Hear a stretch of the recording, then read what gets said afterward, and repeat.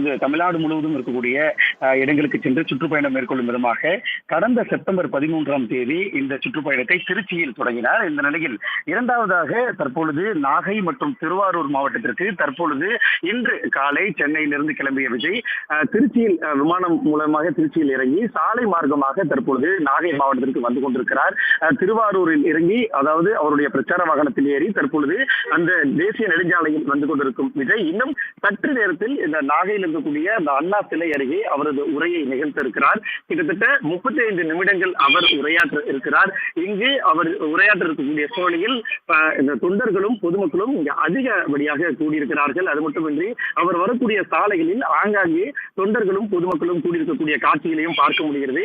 காலை முதலே ஆங்காங்கே இருக்கக்கூடிய அந்த சாலைகளில் கொடியுடன் அங்கே அவரை வரவேற்கும் விதமாகவும் சூழ்ந்திருந்ததை நம்மால் பார்க்க முடிகிறது. இந்த நிலையில் இன்னும் சற்று நேரத்தில் விஜய் அவர்கள் இந்த புத்தூர் அண்ணா சிலை அருகே கூடியிருக்கக்கூடிய தொண்டர்கள் முன்னிலையில் அவர் உரை என்பதை நிகழ்த்த இருக்கிறார். இந்த உரை என்பது 35 நிமிடங்கள் உரை நிகழ்த்த இருக்கிறார். இங்கு இருக்கக்கூடிய பிரச்சனைகள் மற்றும் நாகப்பட்டினம் சுற்றி இருக்கக்கூடிய பிரச்சனைகளையும் இங்கு இருக்கக்கூடிய மக்களை சந்திக்கும் வகையிலும் அவர் அந்த உரையில் எடுத்துரைக்க இருக்கிறார். இதனைத் தொடர்ந்து இந்த உரையை முடித்துக் கொண்டதற்கு பிறகாக அவர் திருவாரூர் சென்று அங்கு மதியம் 3 மணி அளவில் அவர் அந்த உரை என்பதை அந்த மாவட்டத்திற்கு நிகழ்த்திருக்கிறார் என்பது தெரிவிக்கப்பட்டது. இந்த நிலையில் இன்னும் சற்று நேரத்தில் விஜய் இங்கு அந்த அண்ணா சிலை அருகே வரவிருக்கிறார். அவர் காலை 11 மணி அளவில் இந்த பிரச்சார பரப்புரையை மேற்கொள்வார் என ஏற்கனவே தெரிவிக்கப்பட்டிருந்த நிலையில் தற்பொழுது வரை விஜய் அந்த புத்தூர் அண்ணா சிலை அருகே வராத சூழல் என்பது ஏற்பட்டிருக்கிறது.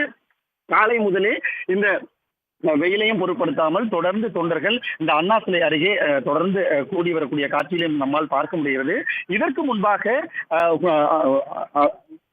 முன்பாக சாலை மார்க்கமாகவே விஜய் வரக்கூடியதாக திட்டமிட்டிருந்த நிலையில் திடீர் மாற்றமாக இன்று காலை 8:30 மணிக்கு சென்னையிலிருந்து கிளம்பிய அதாவது விமானம் மூலம் கிளம்பிய விஜய் திருச்சியிலிருந்து தேசிய நெடுஞ்சாலை மூலமாக அதாவது சாலை மார்க்கமாக தனது காரில் இங்கு வருகை தந்திருந்தார். திருவாரூரில் பிரச்சார வாகனத்தில் ஏறிய விஜய் அவர்கள் தற்பொழுது இந்த தேசிய நெடுஞ்சாலையில் அந்த பிரச்சாரம் செய்யக்கூடிய அந்த பரப்புரை செய்யக்கூடிய நாகை மாவட்டத்தில் அந்த புத்தூர் என்ற இடத்தில் அண்ணா சிலை இருக்கக்கூடிய அந்த இடத்தில் தற்பொழுது இன்னும் சற்று நேரத்தில் அவரது உரை என்பதை நிகழ்த்த இருக்கிறார்.